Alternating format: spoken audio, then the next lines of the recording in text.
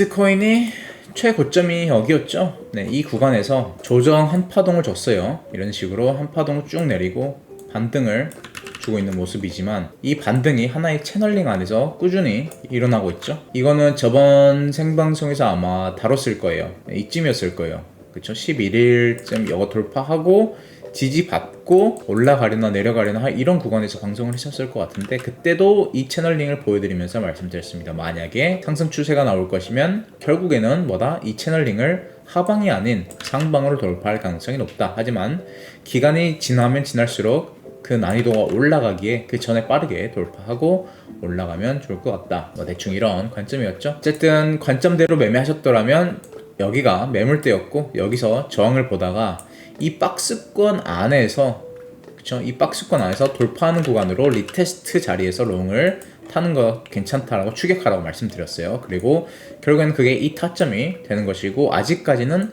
손절이 안 나가셨을 거라고 보고 있습니다. 하지만 이제 알트 같은 경우에는 지지 저항이 많이 일어나고 있는데, 비트코인도 추가로 한 2-3일 이후에 또 알려드렸는데, 강한 구간에서 저항이 나오기에 되돌림을 볼 때 이러한 구간에서 어느 구간에서 지지 저항이 일어나는지 보시라. 왜 이걸 그때 말씀드렸냐면, 제 기억으로는 그때 주봉이 마감했고 되돌림 이후에 추가적인 상승을 보았기 때문이었던 걸로 기억을 합니다. 제 기억으로는 그래요. 이게 주봉 마감한 다음에 알려드렸을 거예요. 아마도 날짜를 보면 14일이네요 14일이면 일요일 맞네요. 그쵸? 주봉이 마감하고 되돌림 본 다음에 추가적인 상승 보는 것도 괜찮다 라고 봤고, 그 구간들을 알려드렸는데 지금 보면 최저점, 타점들이 전부 다 지지 저항이 정확하게 일어나는 다음에 올라가고 있죠.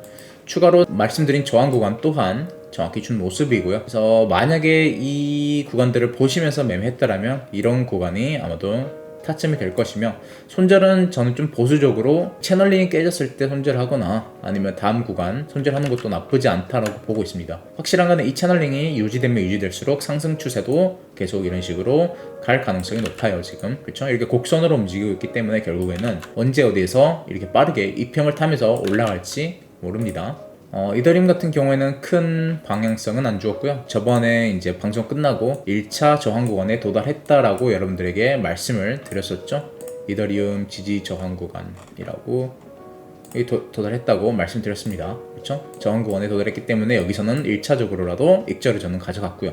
살짝의 헌팅이 있었지만 뭐 숏을 들어간 거 아니라면 괜찮고요. 숏을 들어간다고 해도 이런 구간에서 숏 익절을 보는 게 맞았겠죠. 이 구간을 깨졌을 때 당연히.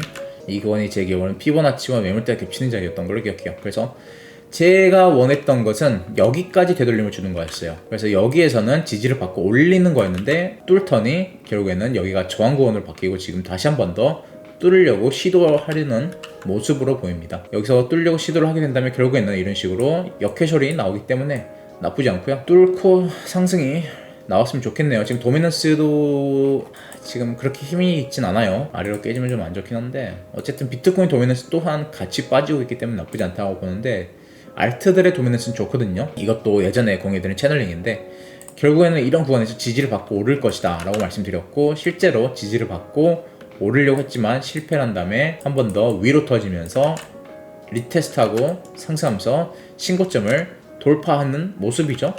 굉장히 알트 장 입장에서는 불리시한 차트라고 해석을 할 수 있습니다. 그래서 저 같은 경우에는 알트 롱을 탄다면 알트 위주로 계속 탈 것 같아요. 근데 잡코인 이런 거는 위험성이 많이 따르기 때문에 웬만해서는 현물 위주로 가져가는 것도 괜찮다라고 보고 있고요.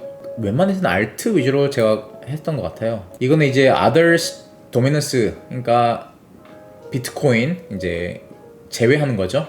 이제 큰 코인 제외하고 알트들의 도미넌스를 보는 건데, 이러한 곡선을 그린 다음에 위로 이탈하고 결국에는 쏘는 분위기였거든요. 저번 불장에서는 17년도 불장. 그래서 이번 연도도 비슷한 패턴이 프랙탈이 나오고 있기 때문에 조금 시간이 지체되긴 하더라도 이 상승을 어느 정도는 기대해 볼 만하지 않을까. 어쨌든 기대값이 좋다. 여기서 만약에 많이 못 오르고 이전처럼 조금만 오른다고 해도 수익이 꽤 달달할 거기 때문에 21년도, 17년도처럼 오를 수 있을지는 모르겠어요. 하지만 그래도 조금은 반등이 나오지 않을까 생각합니다. 뭐 여러 가지 차트들은 지금 전부 다 저점이라고 외치고 있죠. 그렇기 때문에 이 저점에서 정리한 것은 뼈가 아픕니다. 그래서 추매는 못하더라도 들고 있는 것만으로도 지금은 괜찮은 자리라고 보고 있고, 여러가지 차트가 있어요. 알트코인 마켓캡 또한 이거는 아까 보여드린 차트고, 커펫핸들 그리고 RSI 여러가지 차트들을 보았을 때 Others BTT, 이건 비트코인을 비교했을 때요, 지금 알트장이 왔었을 때 항상 이 추세 라인을 터치하고 쭉 올랐죠. 그리고 지금 이 추세 라인에서 비비고 있는 상황이에요. 그래서 만약에 깨더라도 오르면서 추세가 나온다면 알트장이 올 거라고 보고 있고, 솔라나 차트는 저번에 웨지가 위로 이탈하였기 때문에 이 구간에서 추격하라고 말씀드렸고, 실제로 저도 추격을 했었고요. 그 다음에 1차적인 저항 구간이 도달했다라고 말한 다음에 한번 헌팅하고 깊게 같이 빠진 모습입니다. 하지만 리테스트한 모습은 안 보이고 그냥 중요한 매물대, 제가 기대했던 게, 이더리움한테 기대했던 게 솔라나에서 나왔었네요. 제가 이더리움에서 이렇게 기대했었죠. 여기서 중요한 과거 지지 구간, 저항 구간에서 지지를 받고 올라가 줬으면 했다 라고 말씀드렸는데, 그게 실제로 솔라나에서 나왔네요. 솔라나가 생각보다 지금은 매력적인 차트입니다. 그래서 이거를 어디까지 가줄지 한번 지켜보도록 하겠습니다. 맞다, 이 질문이 있었는데 잠시만요. 보실지 모르겠지만 이 질문이 있었어요. 어떤 차트이고 웨지가 나오고 있는데, 하방에서 웨지가 나오고 있는데, 지금 이러면 리테스트 돌파가 나온 것을 리테스트 후 돌파, 일단 1차적으로 제가 웨지를 본다면 이 빨간 추세 라인은 저는 보지 말라고 해요. 보통은 첫 번째 시작하는 파동에서 나오는 추세 라인은 긋지 말라고 전해요. 이거는 추세가 안 될 가능성이 높거든요. 그래서 이 추세를 보신 게 맞습니다.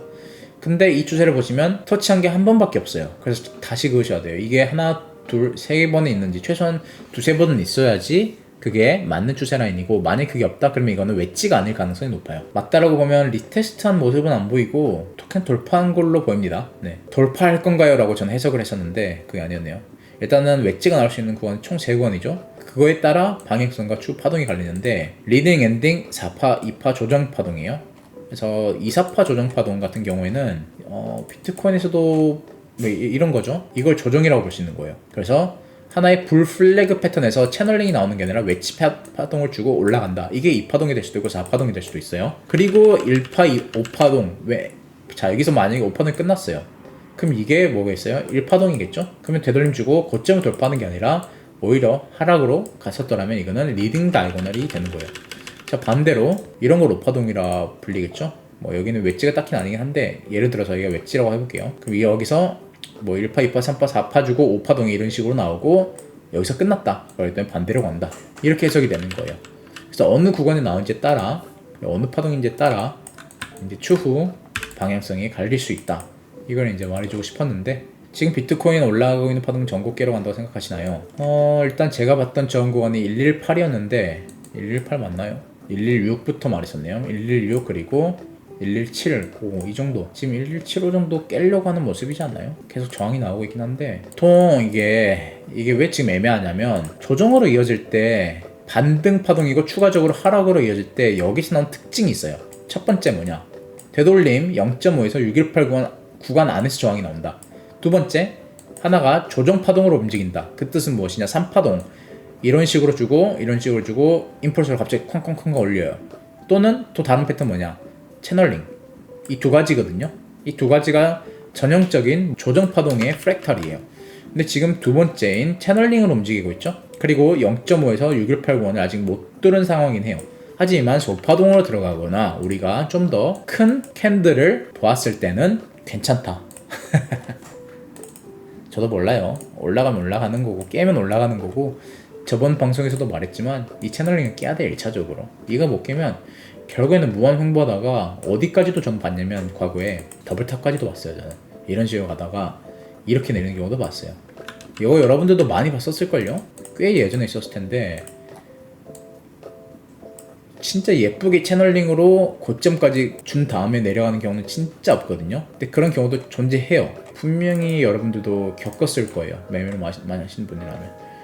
그래서 1차적으로 채널링을 깨야 됩니다. 네. 근데 지금 분위기 좋다고 저는 보거든요. 개인적으로 큰 봉을 좀 있기 때문에 뚫어주지 않을까 싶어요. 근데 이런 구간이 정말로 강한 저항이 일어나겠죠. 또 여기가 딱 봐도 오더블록 시작이고, 그리고 마지막으로 올라가면 여기가 마지막 오더블록 존재하죠. 그래서 이 두 구간이 저항 구간이고 여기만 깨면 문제 없을 것 같아요. 심지어 여기서 일자로 이제 채널 깨고 이렇게 올라가도 한번 내리고 올라갈 가능성도 있는 구간이라 저도 좀 모릅니다. 그냥 저는 분석하고 좋은 타점 찾을 뿐 이후에 차트가 어떻게 움직일지는 세력의 손에 달렸습니다.